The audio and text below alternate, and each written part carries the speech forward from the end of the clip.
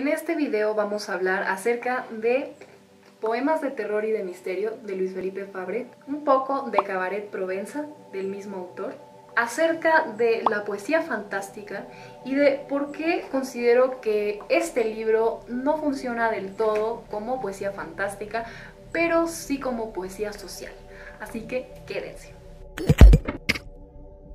Antes que nada, Andrés, si estás viendo este video, manifiéstate porque seguramente no soy la única que extraña tu presencia por las redes. ¿Por qué te menciono? Para quienes no conocen a Andrés, él es un suscriptor y un amigo que conocí en la FIL 2016 que tuvo el súper detalle de regalarme este junto con otros ejemplares que tenía en mi wishlist. Y debo decir que ya leí todos. Este lo leí en enero del 2017 y tiene también un videopoema que voy a dejar en ahí para que conozcan un poquito de qué estoy hablando. Antes de poner este libro en mi wishlist, leí lo siguiente: poemario habitado por zombies, vampiras, espiritistas, musas monstruosas, desaparecidos de guerra. Era claro que al leer esto me iba a encontrar con una muestra de poesía fantástica en más de una acepción. Para decir por qué no fue así, voy a basarme en Hongos de Yuggoth de Howard Philip Lovecraft, un compendio de poemas en verso medido. Pero antes de eso voy a decirles que Poemas de Terror y de Misterio está conformado en 7 partes y aquí vamos a encontrar poemas a modo de trailers fílmicos, como es el trailer 1 y trailer 2, que resultan ser los poemas introductorios. Vamos a encontrar también poemas a modo de soundtracks, diría yo, que más bien se me antojarían al ritmo del rockabilly.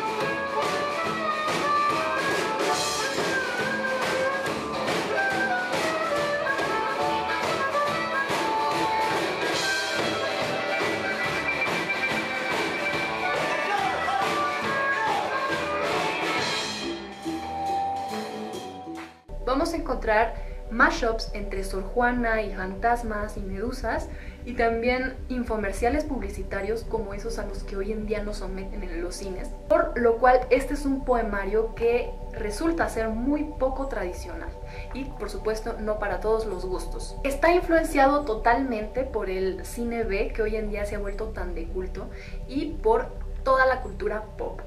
En este libro convergen, como bien lo dice la contraportada, un montón de personajes propios de la ciencia ficción, la fantasía y el terror, y hay en estos versos mucho humor y mucha burla. Ahora, algo me queda claro al terminar este libro, y es que ni una catástrofe zombie ni una pelea entre fantasmas vuelve una historia, en este caso un poemario, fantástico. ¿Por qué? En Los Hongos de Yuggoth encontramos que en cada poema se desarrolla un escenario, se desarrolla una atmósfera. Tanto los recursos como el ritmo, como los elementos que aquí se ponen, propician cierto misterio o enigma. Hay una especie de micronarración que apunta al desarrollo de un escenario, de una atmósfera. Generalmente en los últimos versos de cada poema ocurre un giro inesperado que nos descoloca y que hace que tengamos ganas de seguir leyendo. Howard Philip Lovecraft atiende el fondo y la forma de sus poemas, haciendo que en sus versos ocurra algo distinto a lo que se plasma en sus relatos. Aquí en sus poemas narra y revela solo lo suficiente, no tiende a sobreexplicar, no tiende a obviar las cosas, y esto precisamente es lo que, acompañado con concreción, sutileza y cierto dejo de terror, nos deja fascinados de alguna manera. Todo esto no ocurre en Poemas de Terror y de Misterio. Voy a decir por qué. Los personajes que aquí convergen están solamente como estampas, están ahí, pero no hay gran sorpresa que nos impulse a descifrar o a, no sé. Normalmente cuando leemos poesía ocurre cierta revelación, ocurre algo como si algo adentro se nos destapara y diría yo que ese es como el efecto que causa el enigma de la poesía. En poemas de terror y de misterio los hechos se sobreexplican y son predecibles. Por otro lado, Cabaret Provenza, publicado en 2007, fue su primer poemario y yo lo leí después, pero me pude dar cuenta de que en este poemario surge la idea germinal de poemas de terror y de misterio. Aquí vamos a encontrar personajes de la cultura mexicana como el chupacabras, que en este poemario es una entidad con garras de priista. Vamos a encontrar un mariachi del apocalipsis que tiene nexos con el narco, el muy hijo de La Llorona.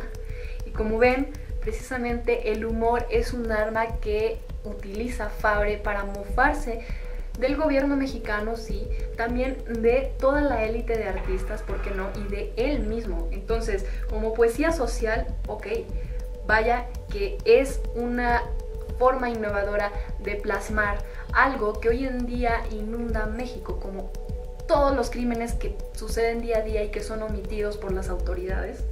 Entonces, confirmo, quizá el objetivo de poemas de terror y de misterio sea más bien hacer una especie de crítica social y no tanto para enriquecer la literatura de imaginación, como diría Alberto Chimal. Cuando hay un cadáver, lo que me preocupa es el otro cadáver. Así, la mano que brotó de la tierra como un cactus monstruoso en una fosa clandestina al norte de México. Incluso una burla, como lo digo, hacia la escena artística. ¿Te has fijado que ya todos los poetas mexicanos tienen su poemita sobre la violencia? Veo en común en la poesía de Fabre una visión paralela a la realidad mexicana llena de narcos, ejecuciones, secuestros. Basta con retomar el poema Thriller 1, que parte de la desaparición de una mujer y dice así: según las estadísticas, es normal que en México algunas chicas desaparezcan. El pretexto de Fabre es el terror, por ejemplo, mujeres vampiro intentando vengar sus propias muertes. Y es de cierta forma un guiño, diría yo, que a las muertas de Juárez, por ejemplo, o a otros feminicidios. Veo en los dos poemarios un uso desmedido por los dos puntos, una versificación un poco arbitraria, diría yo, o rebelde. Y es que muy bien podría decir lo mismo en prosa. En realidad, esta versificación no tiene mucho sentido, diría yo. Pero si algo sospecho es que Fabre lo hace como una especie de transgresión, como una especie de reto. Él dice en algunas de sus entrevistas que le gusta retar al canon y que le gusta cuestionar al lector para que él mismo se pregunte si lo que tiene entre sus manos eso no es poesía. Creo que eso mismo me pasó, precisamente porque no había leído nada por el estilo. Con lo que no estoy al 100% de acuerdo es que esto lo haya sabido gracias a las entrevistas del autor y no gracias a este propio libro. Y es que, lo sé, tengo una especie de síntoma de Sheldon, que además de no entender el sarcasmo, a veces no entiendo la intención detrás de un libro que quiere ser una crítica o que quiere ser una burla. Creo que no me quedó claro y no sé precisamente de quién sea el error, pero lo que sí sé es que un libro debería de justificarse por sí mismo y un autor poco tendría que hablar al respecto para explicar esa obra, vamos. En conclusión, creo que los poemas de terror y de misterio de Luis Felipe Fabre e incluso toda su poesía tiene humor, sí, no es para todo tipo de lectores, no, pero sí creo que es un tipo de poesía que es apta para todo tipo de público, no importa qué tan experimentados en el género lírico estén. Es decir, puede ser un primerizo en la poesía, puede ser que no hayas tenido ningún acercamiento con el género. Es una poesía sencilla que puede entender todo tipo de público, con la que se pueden identificar incluso, porque lo digo, es una poesía que está llena de humor, pero claro, es una poesía muy diferente que diría yo es escasa de recursos y por lo tanto a veces puede que uno no conecte demasiado, como fue mi caso. Que cada quien defina si es poesía o no ya dependerá de el bagaje de cada uno de ustedes, de la experiencia que tengan con el género lírico y por supuesto de las comparaciones que cada uno haga. Y yo diría que ni siquiera es necesario comparar, por ejemplo, este poemario o este tipo de poesía con la poesía de Walt Whitman, por ejemplo, o con la poesía de Efraín Huerta. Es decir, es un estilo muy diferente que atiende distintos temas y que ustedes descifrarán cuando lo lean, si es que lo leen, y listo. Gracias por ver y nos vemos en un próximo video. Pero antes de eso... La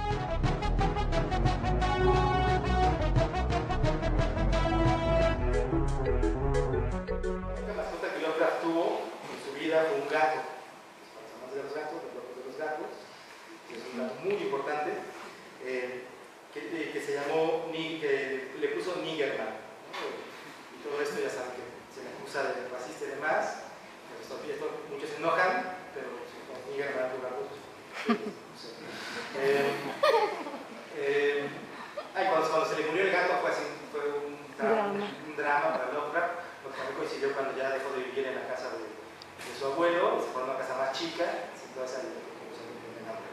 Lovecraft, como nos sucede a la mayoría dedicamos a esto, no podía vivir de solo escribir, tenía que hacer esto. De hecho, si quisiéramos poner en círculos concéntricos, tratar de esquematizar la obra de Lovecraft, en el centro vendrían sus 100.000 cartas, que igual nos sorprende, pero si nosotros mandamos nuestros mensajes por WhatsApp y nuestros correos, igual sí llegamos a ese número, empezamos a contar. Luego venían todas estas partes de las correcciones, que también dedicó mucha parte de su vida. De hecho, hay muchos cuentos que se reunieron en una colección de estos cuentos que necesitan cambios totalmente, son 250, que realmente nada más que a Lovecraft tal cual, y se reunieron en un libro con estas colaboraciones donde se principalmente. Luego vienen sus cuentos y su poesía, que también Lovecraft escribió mucha poesía, que también no tan conocida. Al final del ciclo vienen sus 8 cuentos grandes, ¿no? Los que realmente escribió después de regresar de Nueva York. Lovecraft vivió toda su vida en Providence, Rhode Island, que era un pueblito y con estas costumbres muy tradicionales y demás.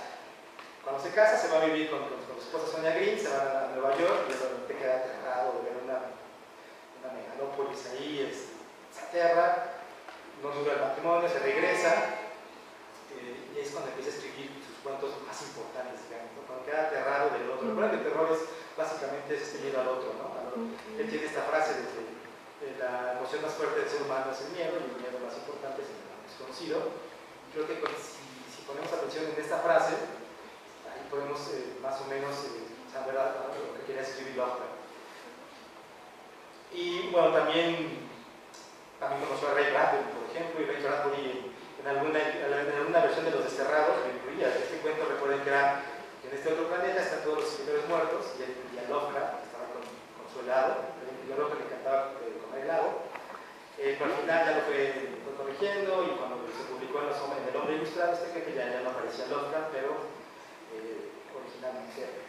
Entonces, y otra cosa que también pedía Lovecraft, cuando mandaba sus cuentos a Dictamen, a esa revista Weird Tales, que era la más famosa del momento, decía que pues ahí venían mandaba 3 o 4 cuentos, si solo iban a tener tiempo de leer 2, les recomendaba estos 2, y que si lo iban a publicar les pediría de manera más atenta, que no le hicieran ningún cambio, que era experto en redacción, ortografía, que si le iban a cambiar algo, que mejor no lo publicaran, y él decía que en ese momento la labor de cuando los editores están tan metidos, estaban dañando la literatura local.